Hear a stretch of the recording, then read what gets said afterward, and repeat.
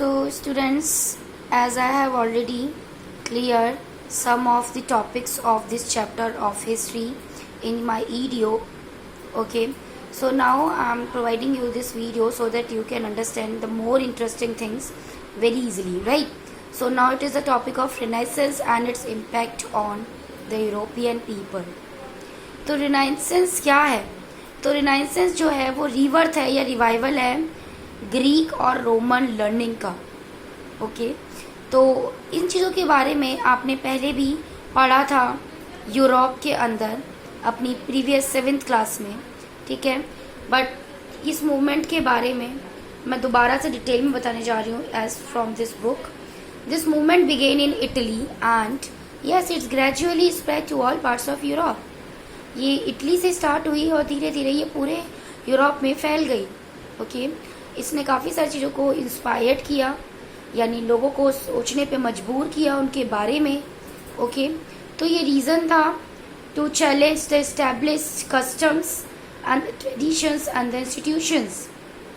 Okay, जिसकी वजह से क्या हुआ, इसकी वजह से साइंटिस्ट या फिर साइंटिफिक स्पिरिट जो थी उसका इवोल्यूशन हुआ। Okay, and new new inventions हुए उसके बाद, एंड देन जो था वो काफ़ी सारी चीज़ों के बारे में डिस्कवरी हुई, यानी बहुत सारे लैंड्स के बारे में डिस्कवरी हुई। ओके, तो इसने लोगों को क्या किया, इसने लोगों को काफ़ी सारी चीज़ों से अवगत कराया, लोगों को रूबरू कराया। ओके, लोगों को बताया कि उनके राइट्स क्या है और उन्हें उनके लिए कैसे लड़ना चाहिए था, और उनके अंदर उनके लिए कॉन्फिडेंस बिल्डअप किया कि कैसे हमें करप्शन के लिए बोलना चाहिए, ठीक है। और autocratic authority of medieval church के बारे में उन्होंने बताया, जिसे Protestant reformation movement against the church कहा गया। इस पीरियड के दौरान जो स्टीडी ग्रोथ था ट्रेड का, वो जो था वो बदल गया। ओके, क्योंकि कॉमर्स जो थी वो बिल्कुल चेंज होने लगी एज लोगों ने अगेंस्ट उसके मूवमेंट स्टार्ट कर दी थी, ठीक है। जिसकी वजह से क्या हुआ, न्यू टाउन्स और सिटीज़ बनी, ओके, सच एज फ्लोरेंस, मिलान, वेनिस, रोम, लंदन, पेरिस एटसेट्रा। इन सब चीज़ों का क्योंकि डिस्कवर किया लोगों ने और लोगों की चीज़ों का वायलेशन किया, तो इसकी वजह से ये सारे शहर जो है वो न्यूली डेवलप हुए। ये जो सिटीज़ थी, ये जो थी वो कोस्टल एरियाज में बनी हुई थी, जो कि सीज रूट्स को और लैंड रूट्स को क्या करती थी, कनेक्ट करती थी। एंड देन इसका यूज़ किया जाने लगा ट्रेडिंग के लिए या कॉमर्स के लिए। ओके, तो जो रिच मर्चेंट पीपल थे वो क्या करते थे, इस ट्रेड को फ्लरिस्ट कर रहे थे, ठीक है, क्योंकि वो ज़्यादा हाई या आर्टिस्टोक्रेटिक क्लास के नहीं थे, ना ज़्यादा बड़ी क्लास के थे। ओके, तो इस तरीके से उन्होंने इस चीज़ों को स्टार्टेड किया, ठीक है। And they were considered as the middle class consisting group of lawyers, doctors, teachers and other professionals. उन्होंने क्या किया, जो ट्रेड में आ गए, इन लोगों ने क्या किया, एक अलग ग्रुप तैयार किया जिसे उन्होंने बोल दिया गया मिडिल क्लास, ठीक है। इस मिडिल क्लास में कौन लोग आएंगे, जो लॉयर्स होंगे, ग्रुप ऑफ लॉयर्स होंगे, डॉक्टर्स होंगे, टीचर्स होंगे, या जितने भी टीचिंग प्रोफेशनल्स होंगे वो सब मिडिल क्लास में कंसिडर किए जाएंगे। इन लोगों ने ये चीज़ डिसाइड की।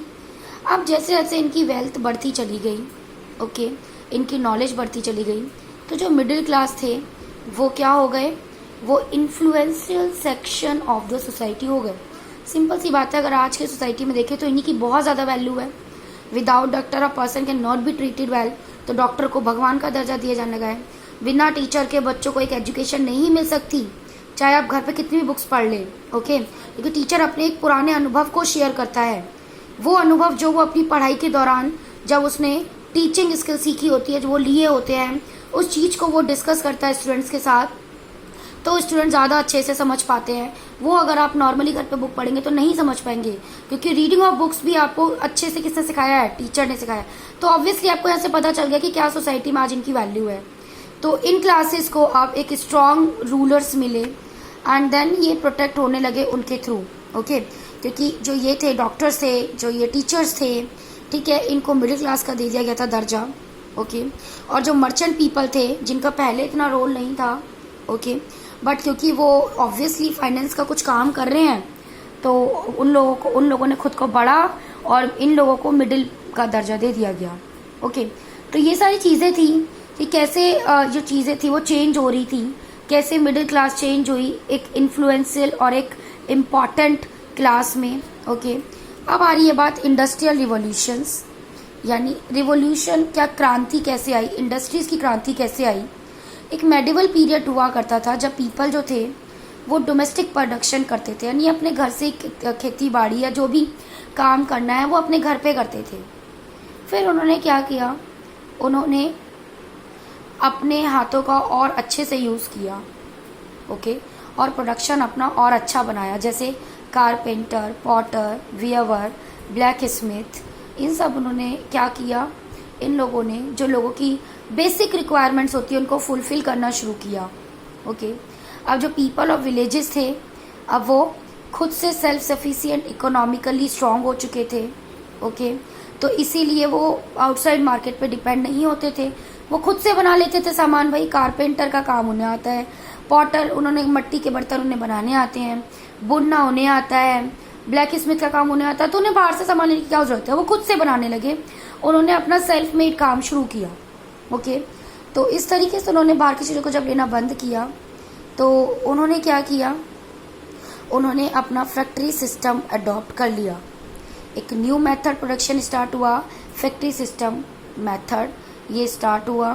ओके, तो क्यों, क्योंकि रिच पीपल जो थे उनको लगा कि अगर मैं ये स्टार्ट करूँगा तो रॉ मटेरियल जब हम बाहर से लाएंगे तो उस दौरान जो वर्कर्स की रिक्वायरमेंट होगी, तो हम क्या करेंगे, ये जो गांव में जो आर्टिजन्स हैं जो हमारा सामान नहीं खरीद रहे हैं अभी, वो इन फैक्ट्री से आके सामान खरीदेंगे। तो एक तरीके से देखा जाए तो विलेजर्स थे जिन्होंने अपना काम खुद शुरू किया था, उन्हीं की वजह से ही ये रिच पीपल मजबूर हुए और उन्होंने अपनी फैक्ट्री खुद डेवलप की। Okay, the more interesting things we will do in our next video, so wait for my next video. So thank you class.